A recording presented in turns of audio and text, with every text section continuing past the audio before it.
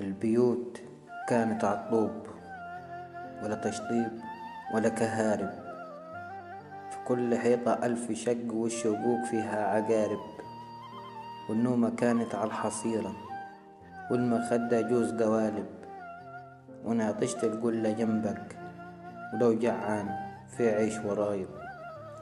ووسط البيت في طرمبة، وجوا حوضها في طحالب.